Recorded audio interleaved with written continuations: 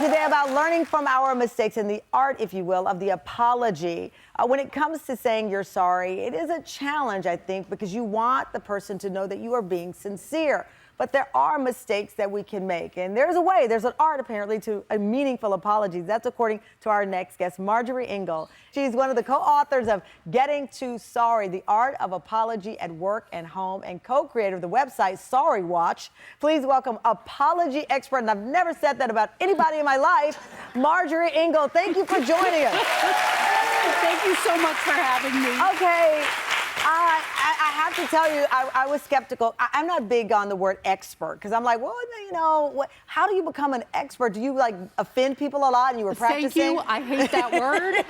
Yes, I offend people all the time, despite writing this book. But that's part of also my interest in writing this book is we all make mistakes. Yeah. Also, I'm a journalist. So what I do is I look at research. And my co-author, Susan McCarthy, and I looked at research in all different fields, psychology, medicine, sociology, law, at what makes an effective apology and what makes the person you're apologizing to accept the apology and what makes you feel better after you've made the apology. So we just really looked at a whole lot of studies. Okay, so you have 6 steps on what makes a good apology. Listen up, because there's somebody in your mind right now that you might want to apologize to. Right. You want to get it right. The first one is actually say you're sorry. Amazing how few people manage to do that, especially when you hear like politicians. Well, because I don't like the if I offended anyone. Exactly. I'm like, clearly you did. That's why you're apologizing. I regret the unfortunate situation. Say you're sorry. Yeah. Say I apologize. So when you're with your significant other and they don't get to the sorry, is it rude to say, just say you're sorry? It is not rude. We all should get to ask for the apology we want. Okay, everybody was like, tonight is the night.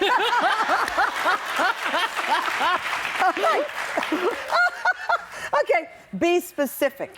Be specific. Say the thing that you are apologizing for. Right. Again, when we look at politicians and influencers, they go like, the unfortunate events of last week, the allegations that have been reported in the press. Why do you think people struggle with saying what it is they did? Because that means they have to accept what they did and they have to own it. Oh. And a good apology involves ownership of the offense. Which is what your next tip is. Take ownership. Exactly. Take ownership. All right. People really want to make excuses. Right. They want to say, and you can say, I snapped at you because I had a horrible day at work or because I didn't get any sleep. But then you can say, but you didn't deserve that. Okay, so that's it. Do not make excuses. So don't make excuses. You say why it won't happen again. But can anyone say why something won't happen again?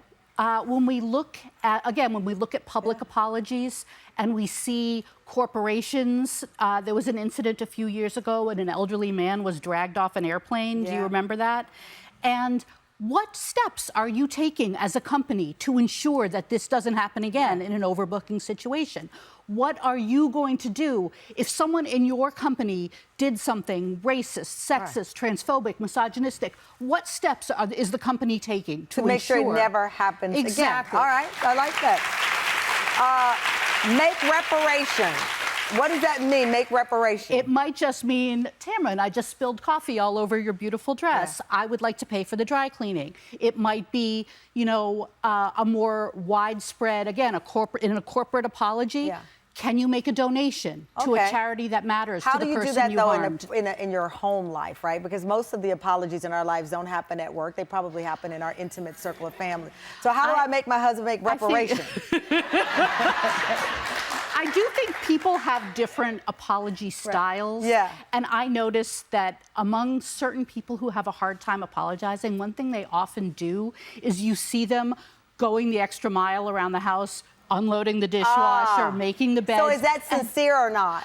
If you're doing things that make me realize that you are taking steps to ensure that this doesn't happen again, I can see those steps that you're taking, and I can appreciate that. You also say 6.5 on this list is listen. Yeah. Listen to once you apologize to someone.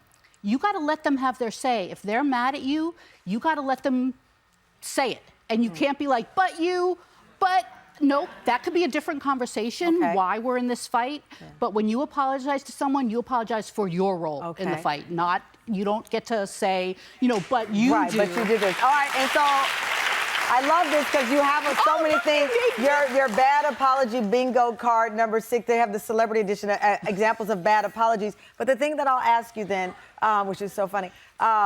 Yeah, we put apology bingo cards throughout the book because it is a serious topic and we wanted to make sure that there were lighter moments. And this is all words that have appeared in actual apologies that should not appear in actual apologies. Let me ask you though, so once someone apologizes to you and you say, I accept your apology, then you have to let it go, right?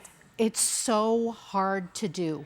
You can say, I appreciate the apology, but I'm not ready. Oh, you can? Yes. You can say...